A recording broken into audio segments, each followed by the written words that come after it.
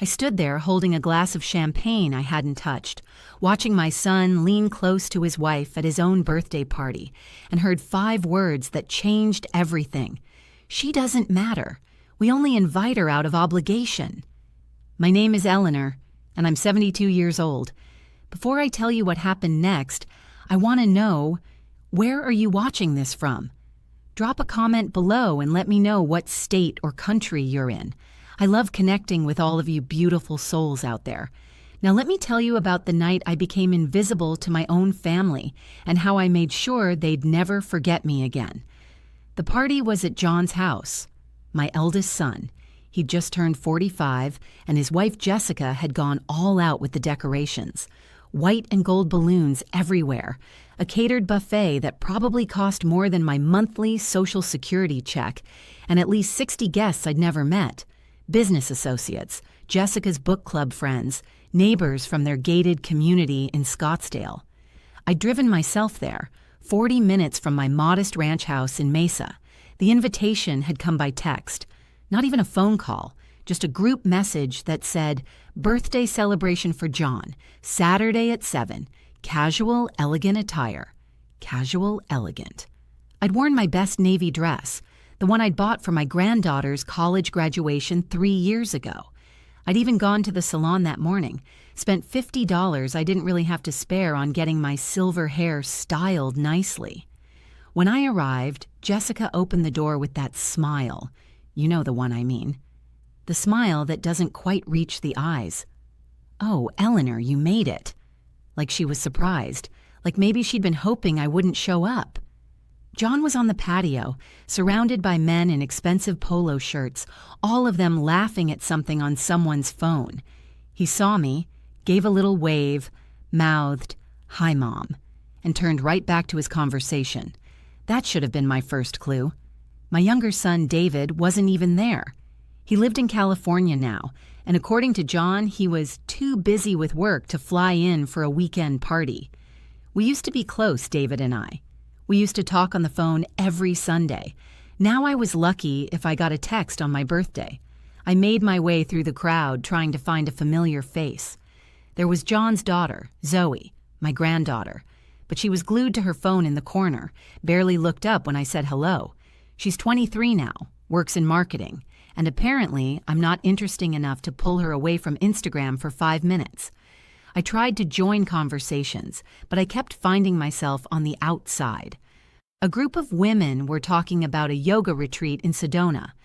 I opened my mouth to mention I'd been to Sedona last spring, but they'd already moved on to discussing someone's kitchen renovation.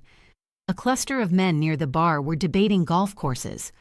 I don't golf. Never had time to learn. I watched Jessica float through the party, her hand constantly on John's arm, laughing at jokes, introducing people to each other.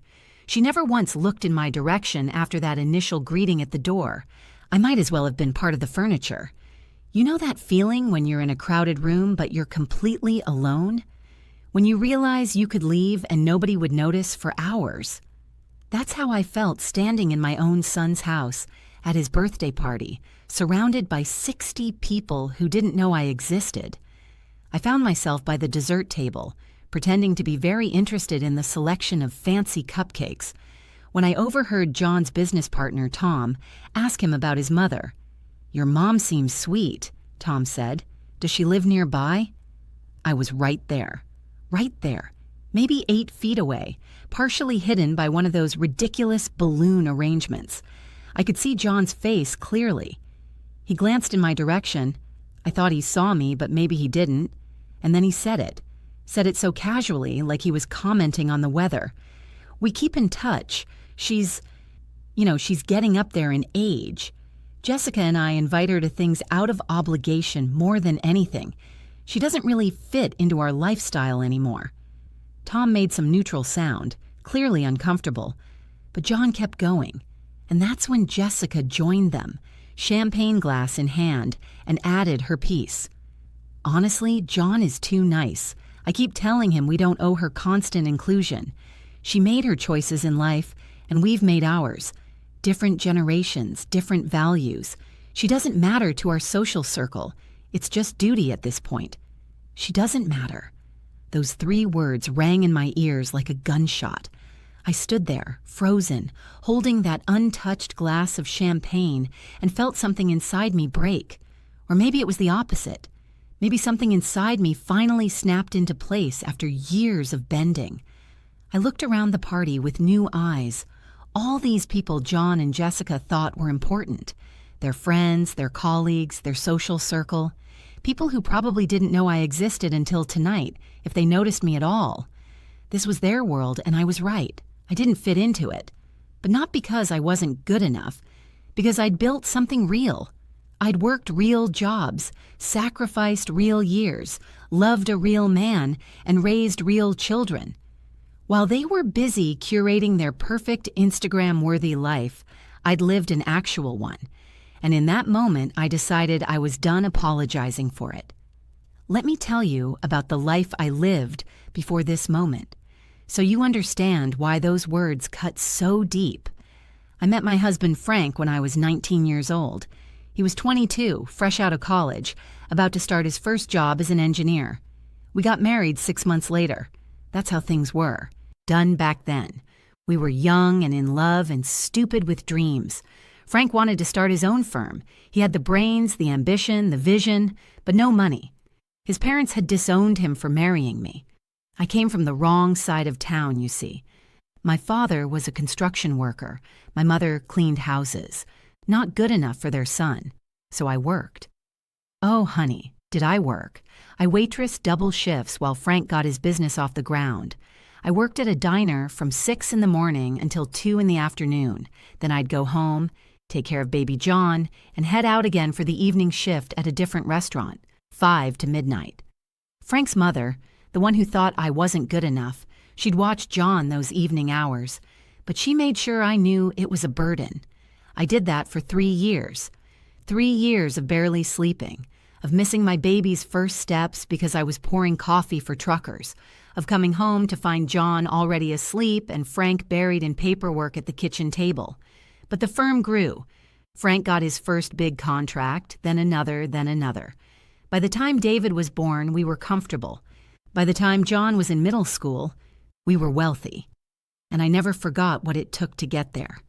Never forgot those years of sacrifice. Frank died 8 years ago. Heart attack, sudden and brutal. 1 minute, he was trimming the hedge in our backyard. The next minute, he was gone. John was 37. David was 34. Both of them established in their own careers, both married, both living in nice houses, in nice neighborhoods. We buried Frank on a Tuesday. By Friday, John was asking about the estate. "Not because I need the money, Mom," he'd said, sitting in my living room with a folder full of documents. "Just so we can get everything organized, make sure everything's properly allocated." Allocated. Like his father's life's work was something to be distributed like party favors. The estate was complicated. Frank had built something substantial. The engineering firm had been sold to a larger corporation 3 years before he died, and he'd invested wisely. There was property. There were accounts. There were assets in multiple states. And legally, I inherited everything. Frank had been very clear in his will. Everything went to me, with the understanding that I would distribute to our sons as I saw fit. John had been very focused on that "as I saw fit" part. "You don't need all this, Mom," he'd said more than once over the years. "You're living in a 3-bedroom house by yourself. You could downsize and we could help you invest the proceeds." Help me invest. What he meant was, give us control. But I'd been smart, smarter than they gave me credit for. I'd kept excellent records. I knew exactly what I had, where it was, and how it was titled.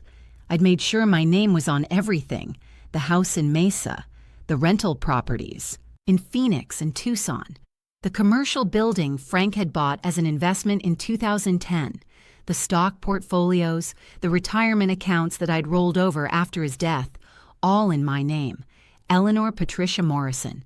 And over the past 8 years, I'd been generous. I'd helped with down payments. I'd contributed to the grandkids' college funds. I'd given Christmas checks and birthday checks and just because checks. I'd estimated I'd given my sons close to $400,000 between them since Frank died.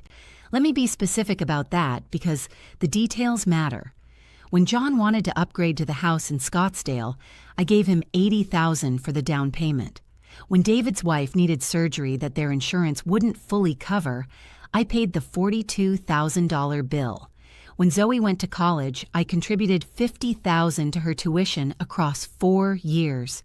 When John wanted to expand his consulting business, I gave him a $75,000 loan that we both knew he'd never repay. Every time, they said thank you. Every time it felt like they were checking off a box. Thanks, Mom. And then months would go by before I'd hear from them again, unless they needed something else. I never held it over their heads, never once said, "Remember when I gave you—" I gave because I thought that's what mothers do. I gave because I had it, and they were my sons. And isn't that what family is supposed to be about? $400,000, and apparently, I didn't matter.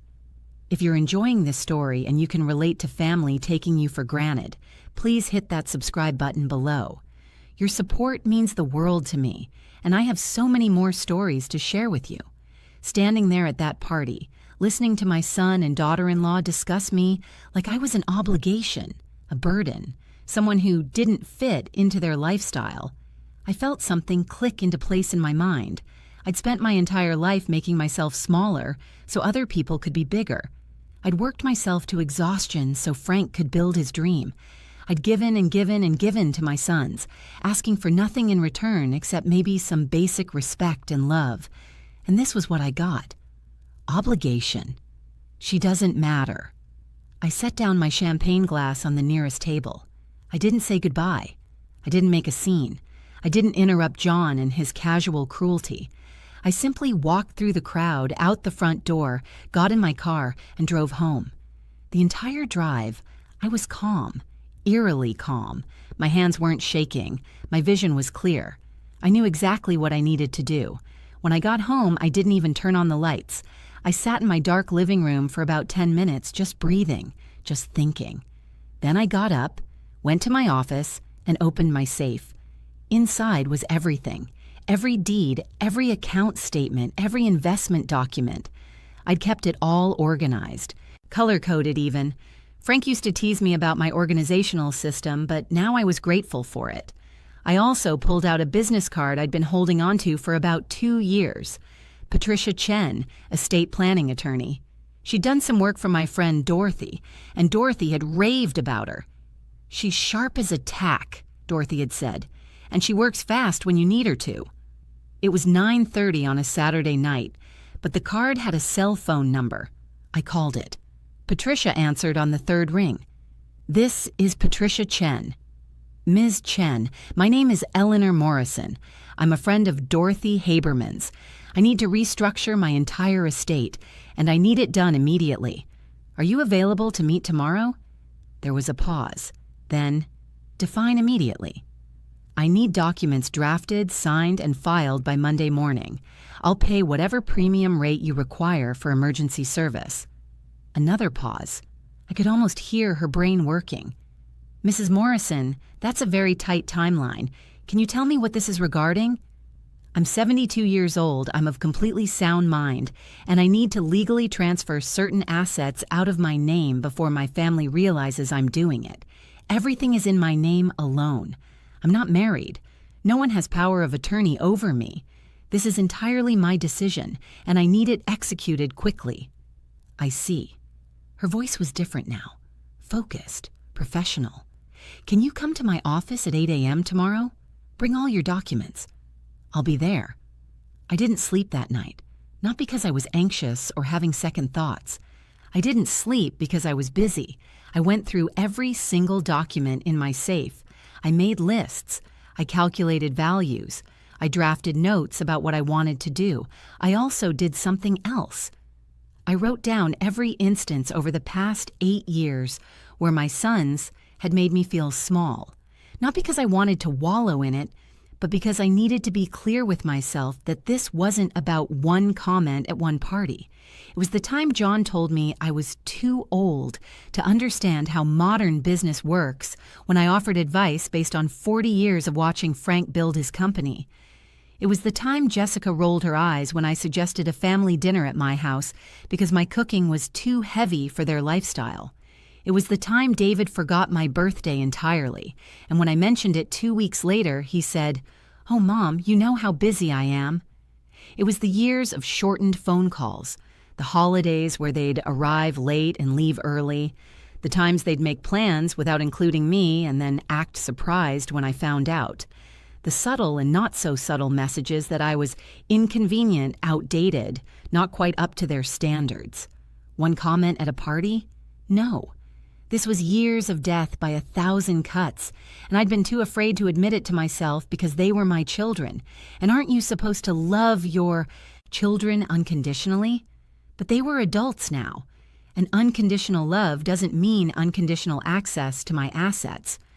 By the time the sun came up Sunday morning, I had a complete inventory of everything I owned.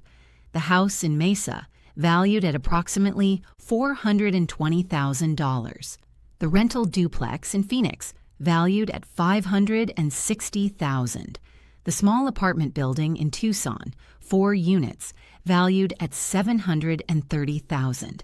The commercial property, a small strip mall Frank had bought years ago, valued at $1.2 million. My investment accounts, stocks, and bonds total value approximately $900,000. My retirement accounts total value approximately $450,000. My savings and checking accounts about $75,000. My car, paid off, worth maybe $12,000. Total, roughly $4,347,000. $4 million that my son thought didn't matter. $4 million built on my sweat and my sacrifice and my husband's dreams. I met Patricia at her office at 8 a.m. sharp. She was younger than I expected, maybe 50, with short gray hair and sharp eyes behind stylish glasses. "Mrs. Morrison," she said, shaking my hand firmly, "show me what we're working with." I laid it all out for her. Everything. And then I told her what I wanted to do. I want everything transferred out of my name. I want it done legally, properly, in a way that cannot be contested. I don't want to give it to my sons. I want it set up so they cannot touch it, cannot claim it, cannot argue about it. Patricia listened, made notes, asked pointed questions. "Where do you want the assets to go?" I'd thought about this all night. I want to establish a charitable trust. I want the trust to own everything. I want the rental income to fund my living expenses for the rest of my life. And upon my death, I want everything liquidated and donated to causes I designate.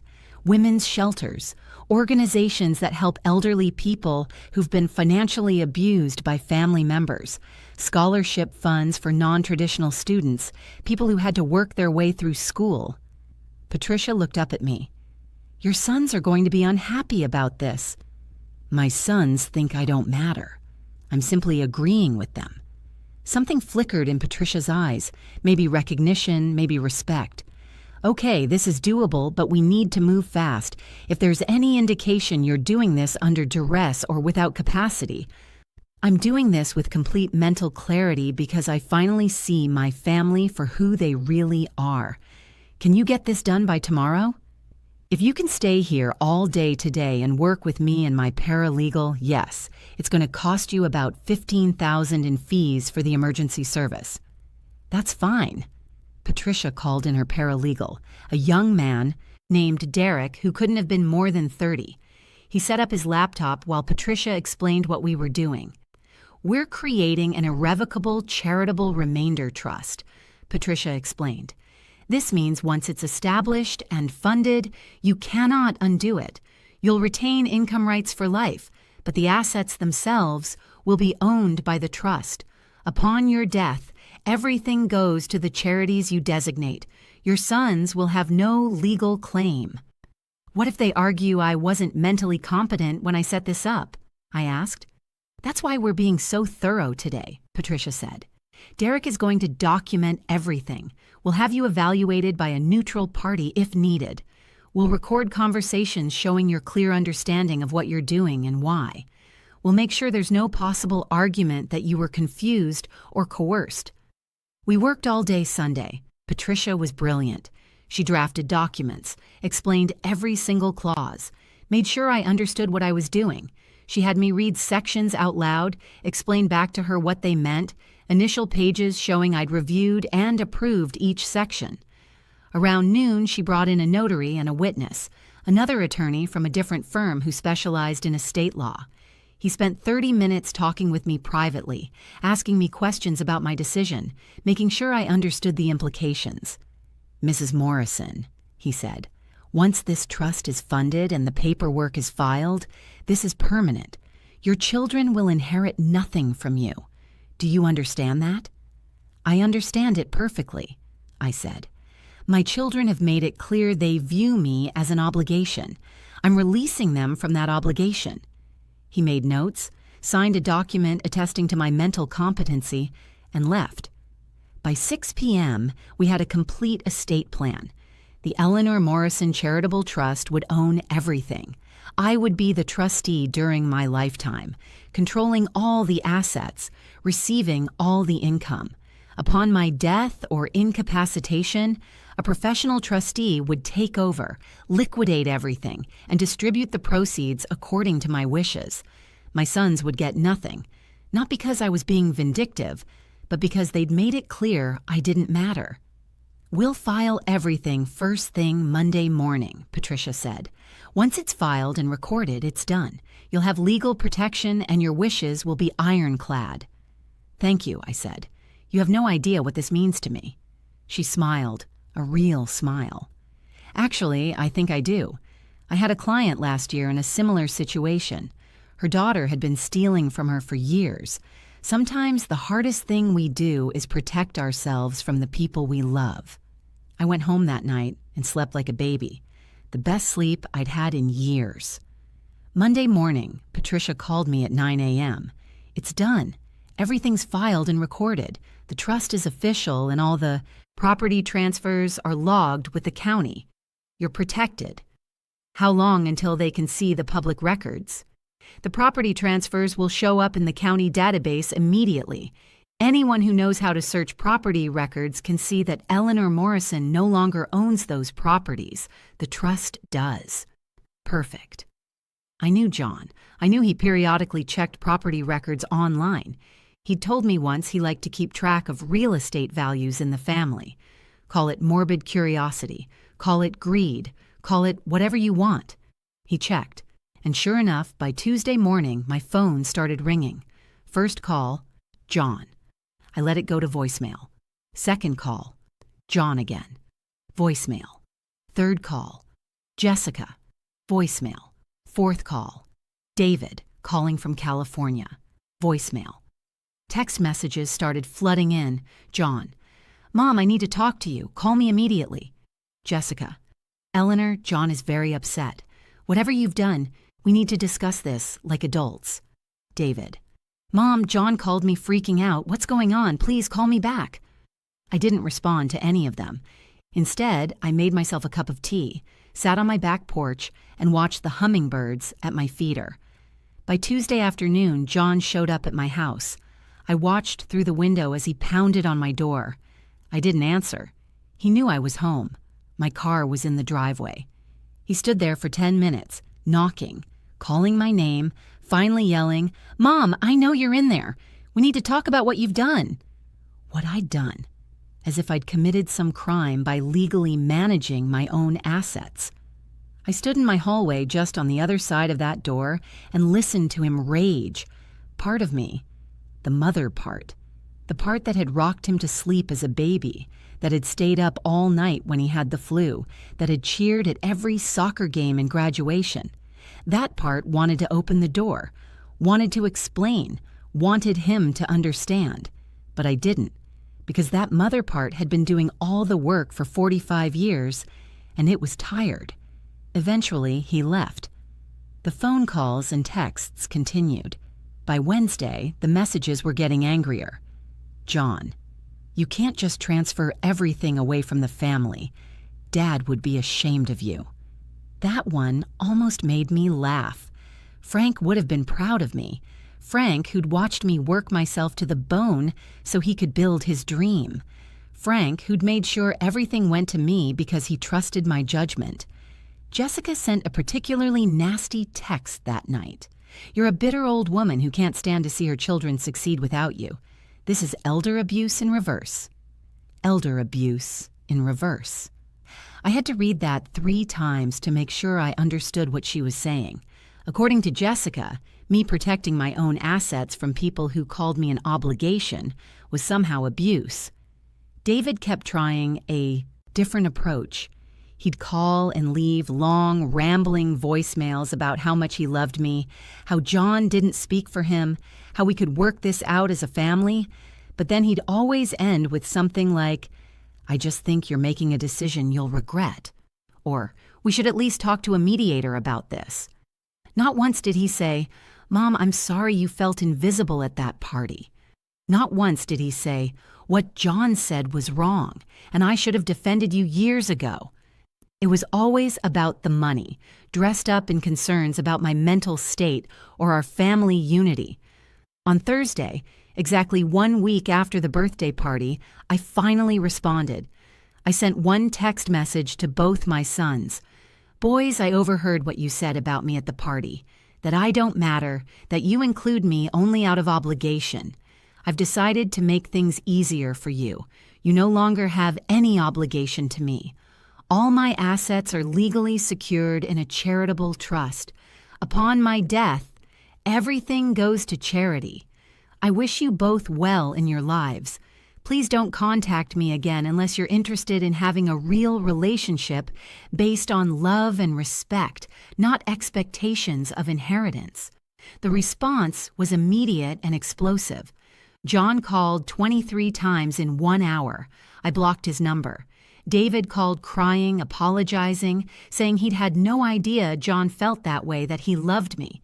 But he also asked if I was being rash and if maybe we could talk this through with a mediator.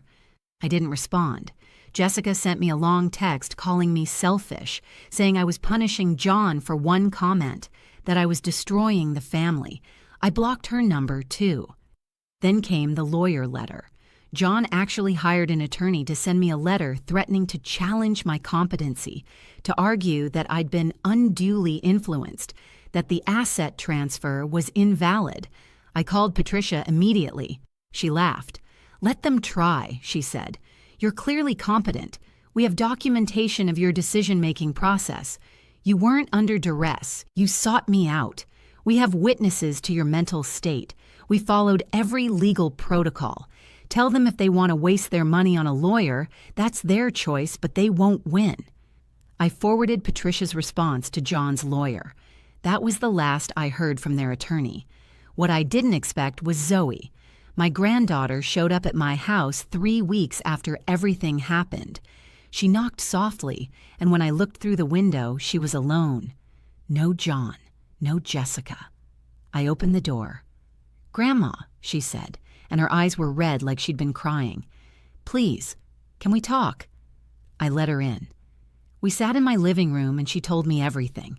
How she'd heard about what happened, how John and Jessica had been talking about it non-stop, how they were furious with me, how they kept saying I was being vindictive and unreasonable. But, Grandma, Zoe said, looking right at me, I was at that party. I heard what Dad said about you. I heard Aunt Jessica. I was standing right there and I didn't say anything, and I'm so sorry. I should have defended you. I should have said something. She started crying. You've always been so good to me. You helped pay for my college. You sent me care packages. You remembered every birthday. And I stood there and let them talk about you like you were nothing. I reached over and took her hand. Zoe, you're 23 years old. It's not your job to fix your father's character. But it's not right, she said. What they said isn't true. You matter. You matter so much. She wiped her eyes and took a shaky breath. Do you want to know what they're saying now? Mom told me I shouldn't come here, that you're not well, and that I might upset you. Dad keeps talking about how you've changed and how you're making decisions you don't understand. They're painting you as this confused old woman who got taken advantage of by a lawyer. I'm not confused, I said quietly. I'm probably thinking more clearly than I have in years. I know, Zoe said. That's why I had to come.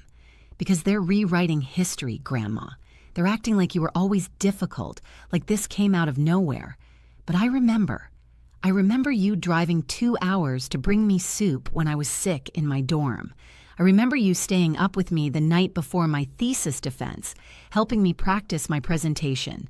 I remember you being there for every important moment of my life, and I can't remember the last time Dad came to visit you without wanting something. She pulled out her phone and showed me a text from Jessica. Look at this. Mom sent this yesterday. The text read, "Your grandmother is being selfish and manipulative. She's punishing your father for being successful. Don't let her guilt you into taking her side. This is between adults." Zoe looked at me with fierce eyes. "You're not being selfish. You're not manipulating anyone." And what happened at that party wasn't about Dad being successful. It was about basic human decency, and he failed. We talked for 2 hours. She told me about her life, her job, her boyfriend, her dreams, things she never shared when her parents were around. And I realized this girl, this young woman, she was the only one who'd come to me without an agenda. Not to convince me to change the trust, not to get access to money, just to apologize and connect. "Zoe," I said before she left, "I want you to know something. The trust has provisions for educational grants. If you ever want to go back to school, get a graduate degree, there's money available through the trust for that. Not because you came here today, but because I've always believed in investing in people who are trying to better themselves." She hugged me and cried some more. After she left, I sat in my quiet house and realized something. I wasn't angry anymore. I wasn't hurt.